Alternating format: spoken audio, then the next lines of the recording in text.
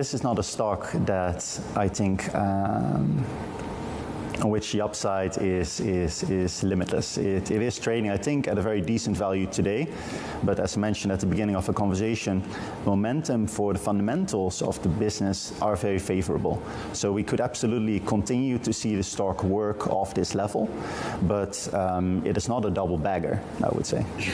Okay, so it's not a double bagger, which is basically temper your expectations for anyone watching. But outside of that, and it's almost difficult to completely understand if you are, say, for example, a retail investor, just how it is that they derive their money. And I suppose the prospect of future revenue streams, if we strip out AI at the same time, because all of these tech firms are, they're trying to create their own chips, and you've got a situation where ARM's still going to benefit from that.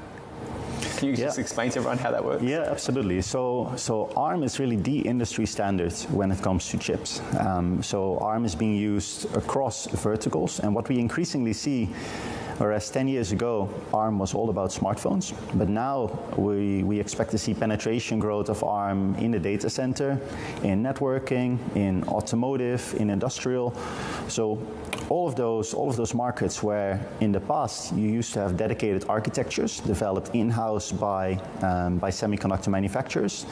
Now what we see these companies do is increasingly adopt ARM for the design of new chips. So ARM absolutely benefits from all of the secular trends that we see play out in semiconductors at the moment. So they benefit from the trends, they benefit from the fact that they're designing all of these things, but what impact on the flip side is AI going to have in all of this? Because I would imagine that the better AI gets, and people are already using it for design now to solve problems, is there a risk that AI could, and I think we've spoken about this before, that AI could impeach upon their patch in a sense? Well, you're absolutely correct, Will. AI is being used already in chip design today, but what ARM does is very specialized. What they're really, their bread and butter is designing CPU cores that is very complex. There's the